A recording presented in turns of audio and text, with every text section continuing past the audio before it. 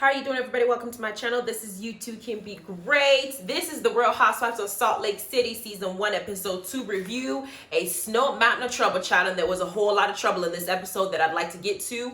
We started the episode by where we left off first. Yes, last week with Jen throwing a fake Meredith birthday party for her, because y'all know that that party wasn't for Meredith at all. It had everything to do with Jen, and when the attention was not on her or her culture with the Hawaiian dancers that she flew in, she gonna go and try to start a fight at the birthday party she was supposed to be planning for somebody to make it about herself again. And Whitney was right about this whole. She said she need a moment, because I'm starting to feel like Jen is a very self-centered, selfish individual, and at some point she needs people to acknowledge her presence. Otherwise she's not going to be okay, which is why she talks about everything that has to do with herself.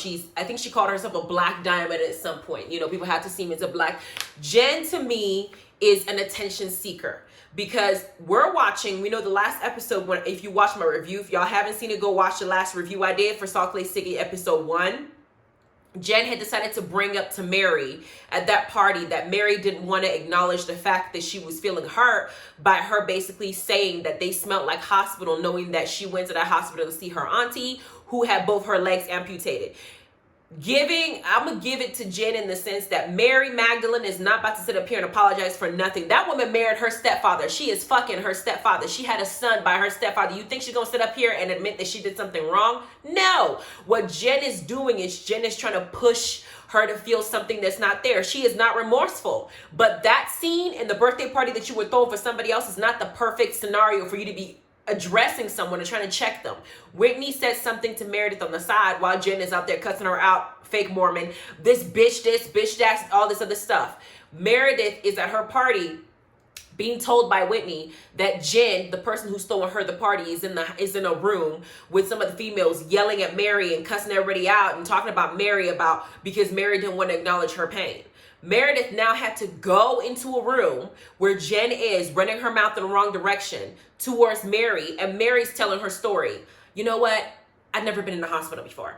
I went there and I had my son, I pushed him out and he came out. After that, I didn't think I was gonna be there, but then I had to go back and had 12 surgeries to remove my odor glands. What the fuck is an odor gland? Seriously, somebody look that up. What is an odor gland that you have to have 12 surgeries to remove that stuff in your body? I'm thinking, you're old. You just wanted to go ahead and get all the stuff out. I feel like she married her stepfather because she knows he's old and she feels like she gonna get his life insurance policy when he dies. That's why she married him.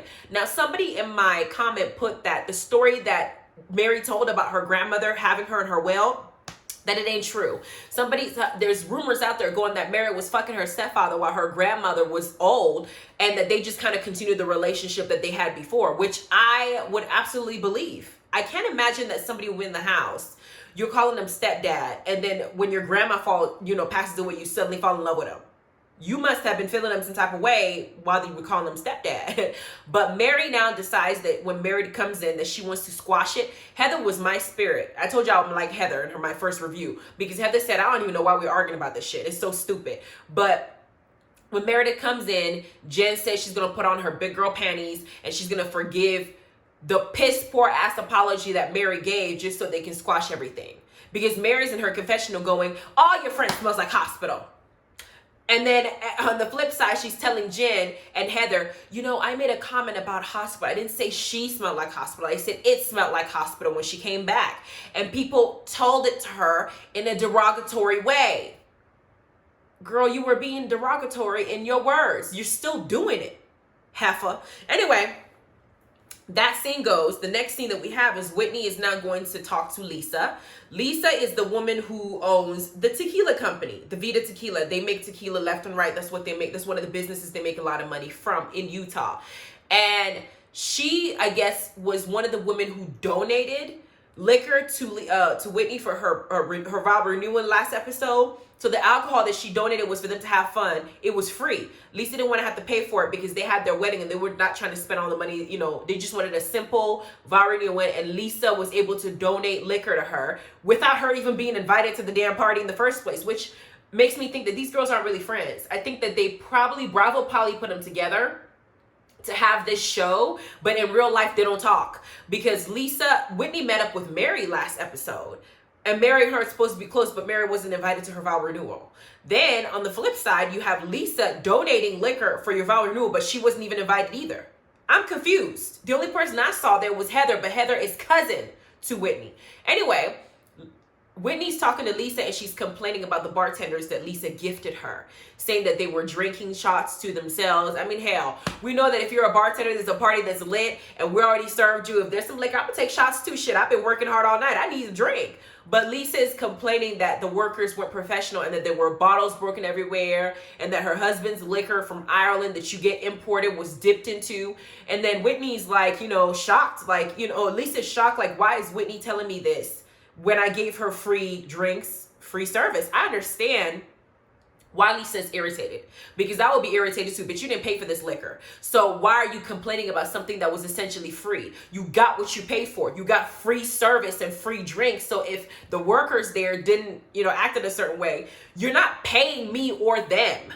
You got free everything. So, I mean, you get what you didn't pay for, you know? So that's the way I see it. But I also understand that from Whitney's perspective, she's saying that Lisa wants to do perfect everything. Lisa runs a tight ship in her company. She would not be okay to know that the bartenders that she had sent were not being professional at the party and they didn't make her look good. But Lisa was offended. She deaded the conversation. She just said, I don't want to be at this party anymore. I want to go home. Because Lisa, we learned later on, cannot take constructive criticism from anybody. She wants to achieve perfection. Now that she's no longer a Jew, she's a Mormon. She's everything Mormon. And Mormonism says that you can achieve perfection. And when somebody tells her something that basically dabs at her perfection, it isn't going to work for her. And with her and Whitney, they keep butting heads because Whitney is more authentic and honest in saying that Mormonism did not do her justice. She felt like she was trapped. She used the word suppression. I think she meant oppression. She felt oppressed and she did not like the life that they were forcing her to live. It wasn't her. It wasn't who she is. She wanted to be herself. And so I could see how her and Lisa are always going to butt heads. Then we get to the next day. Jen's cleaning her party with her, cleaning the house with her crew. She don't want her husband to come home and find out that she had a whole party with the red carpet and everything. Because when he came home, she lied and said that it was just the girls. And he's looking at her like, when your neck does that, your head is rolling, something's wrong. And he's like, what did you do? What you spent? That was, you know, that part happened. Then we get to Whitney's house with a stripper pole. She has a nice stripper pole. She has a nice house. I mean, she has like a gym setup with a pole and like weights. And her kid is sitting there watching her roll around the pole, and she has a good good figure. She does a good job. And I know her husband is loving everything about that woman. And she says, what do you expect of me having a stripper pole in my house? I was living in suppression. I was like, honey, do you mean you were living in oppression? But I like Whitney, and I like that she's honest about how she feels and she's open about who she is, and she's not trying to be somebody that she's not. Then we get to the next scene. We're at Lisa's house. Lisa's now going to rant about how she feels about Whitney calling her out and telling her that the workers that she sent didn't behave professionally at her vow renewal ceremony that she was not invited to in the first place. And she goes in this long, long rant, and her husband is sitting there like this, acting like, should I speak? Should I not? Now, I learned something when the husband said, do you want my opinion or do you want me to listen?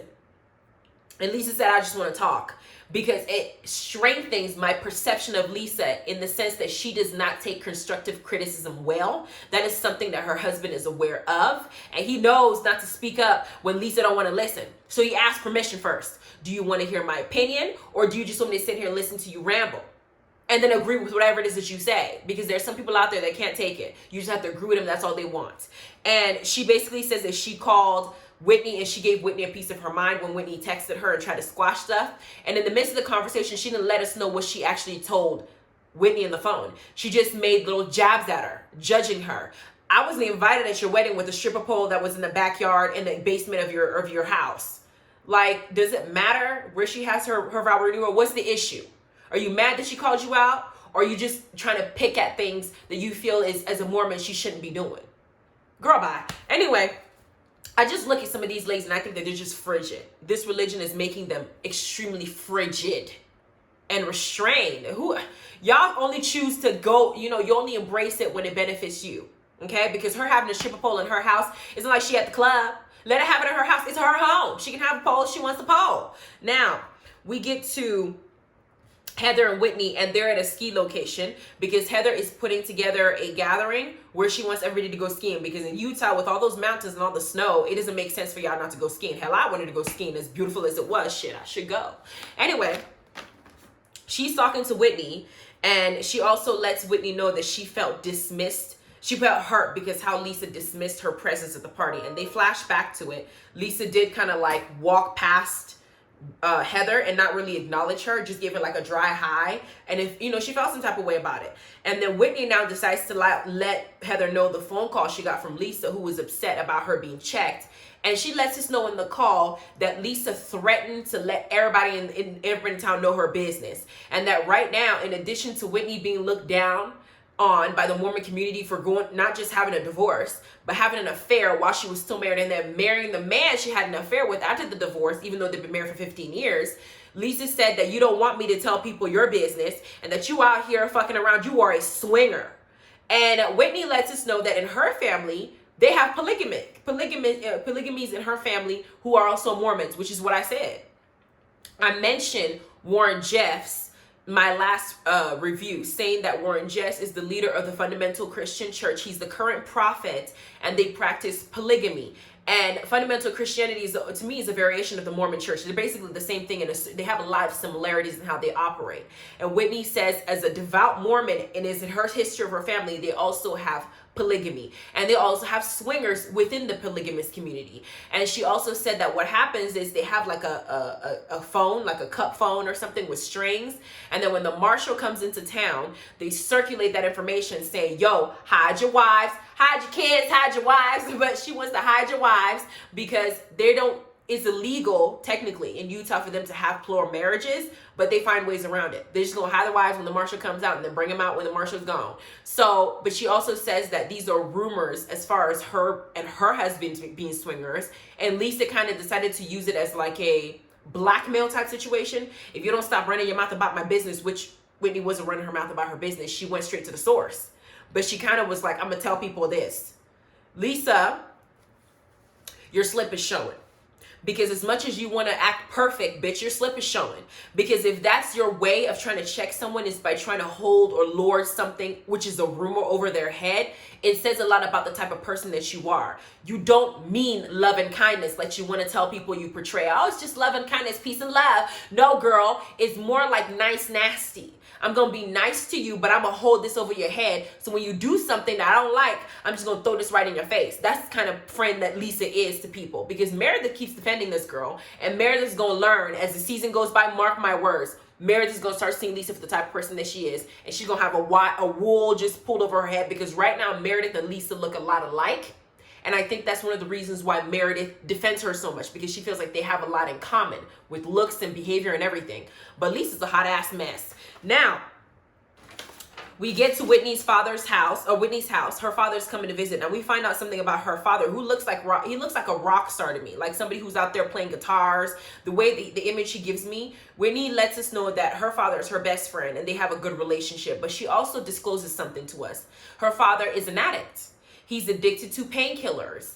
And that in addition to that, her mother had divorced her father when their marriage was having problems when she was 16. And it doesn't seem like the father was able to recover, because in addition to losing his family, losing his businesses, losing his wife, he also lost the Mormon Church, because the Mormons believe in perfection. And if your ass ain't perfect, you can't be part of that church. They're not going to work with you to get you to perfection. They're just going to get rid of you. And apparently the church believes that addiction is something that you choose to have. It's not a disease. Now, that's bullshit. Because I've seen several situations to where people get into motorcycle accidents or accidents in general, break a leg, they go to the hospital, and these hospitals give you severe painkillers like Vicodin, Percocet and stuff like that. And in the time that you're using it, it helps numb the pain. This past surgery that I had, when I had the C-section cut, whatever, they gave me Percocet. I couldn't take Vicodin because I've had bad experiences with Vicodin. My body rejects it. But they also gave me morphine. They also gave me, there was a bunch of, I forgot other lists they gave me, but they gave me stronger ibuprofen and stuff like that. They gave me several strong dose painkillers. I chose not to take Percocet or not to take Vicodin because I felt like as strong as those drugs are, those are narcotics. I didn't want to put it in my system because my body's not used to it. But on the flip side, my pain was so much that I could just keep taking ibuprofen, and I was able to just deal with the minimal pain I was having after taking those medications and just kind of just deal with it, right? In some people's cases, when their pain level is too much to where ibuprofen, no matter whether it's stronger dose, it doesn't work. They have to take stronger pills like Percocet and all those, and Vicodin and all that stuff. And sometimes their body gets dependent on it. And the dependence now builds into addiction. And then it gets harder and harder for you to break it if you don't have the necessary help to slow it down. Because these hospitals that give it to you, they don't have the resources to now come back and now help you wean you off of it. There's no like downer to help wean you off of it. It's just, here's the pills, go get yourself clean, stay at home until you feel better. That's what that is. So for Mormon churches to have a lack of education when it comes to addiction, to where they're going to just kick you out of their church and say it's your fault, it speaks volumes to the way that they move. I've said this again because somebody made a comment saying, well, somebody who doesn't support religion, you sure talk about it a lot. I'm not talking about religion, okay? I'm talking about as it pertains to me, I'm not a religious person. I don't follow a specific religion. I don't claim to be Islam, Christian, Mormon. I don't claim any of those things. I know what the scripture says. I know what the original scripture says. I know how I'm supposed to lead my life, and that's how I lead it. I don't walk around and use like, oh, well, I'm a Christian, so as a Christian, I get to judge you and say this. No, I'm a Mormon. No, I know a lot about Islam.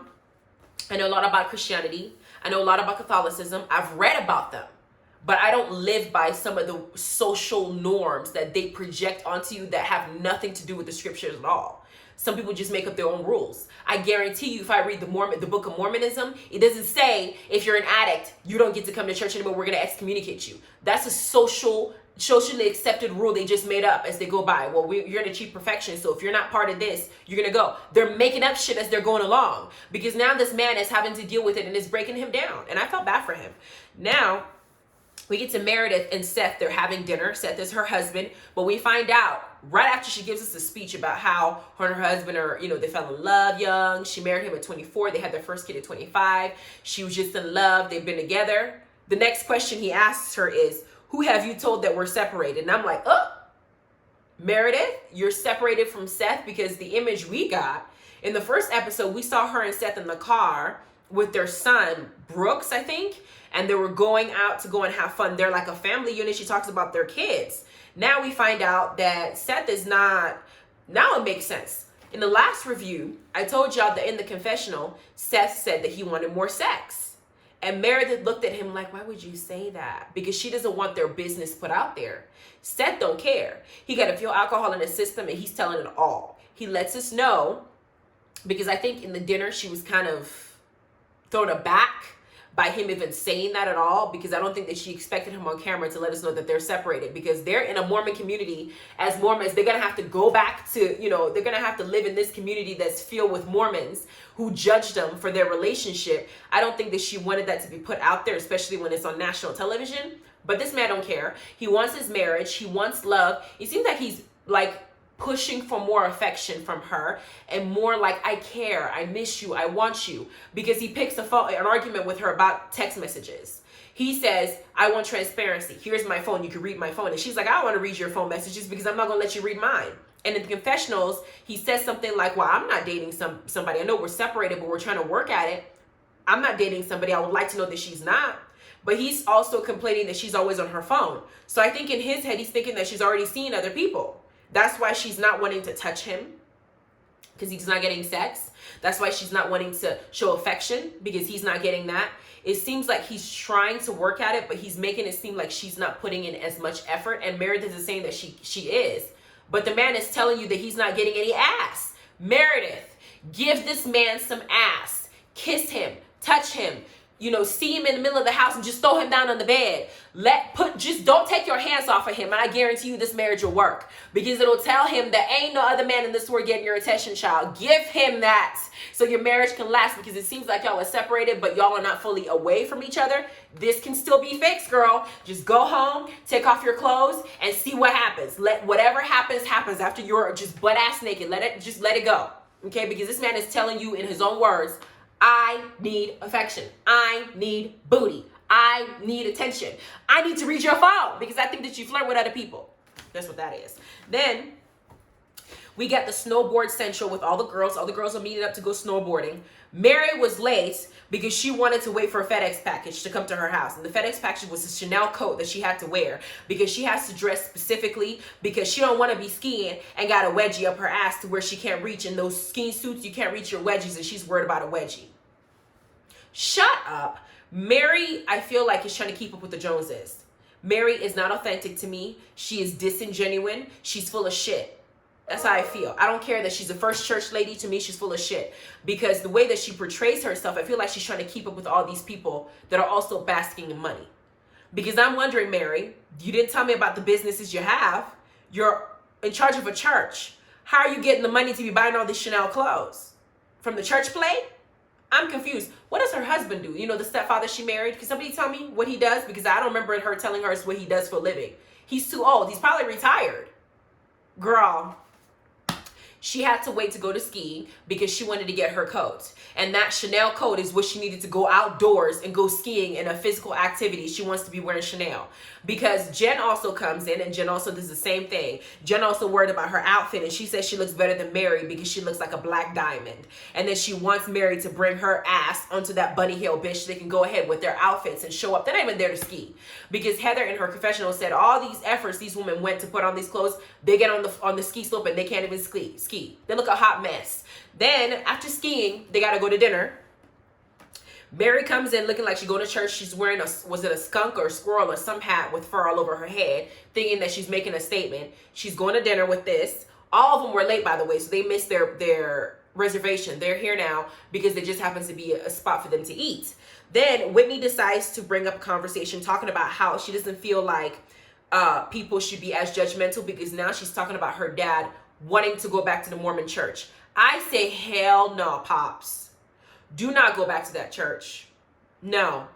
If perfection is what they want you to achieve and their motto is to point out people's sin, you as a recovering addict will not do well in that type of environment because they're going to judge you because they're still judging Whitney, your daughter, 15 years after the fact.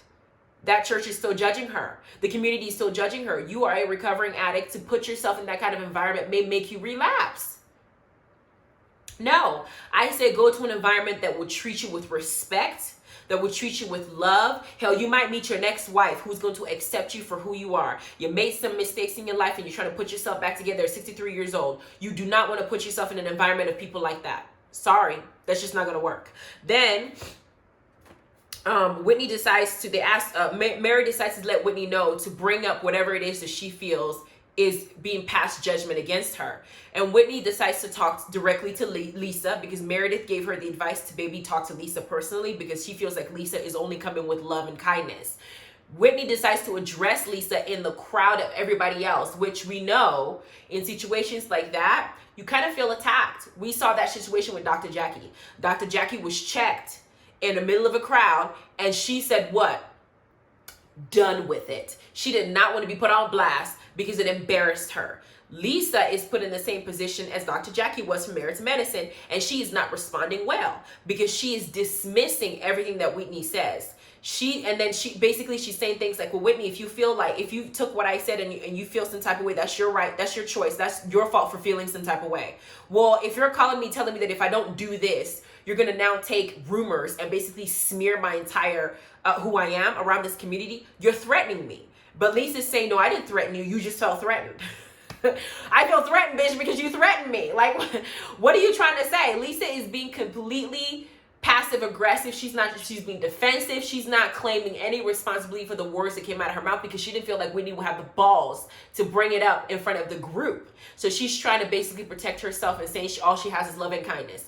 Then Heather decides to address Lisa as well because she had a bone to pick with her, saying that you're not approaching us with love and kindness because you now say things that are dismissive when we're trying to address you with love and kindness and basically say, hey, all you got to do is say, yo, I'm sorry if you took it this way. I'll be more mindful. I was just angry. Instead, you're dismissing everything we're saying and pretending like our feelings don't matter to you. And you're saying it's love and kindness at the same time.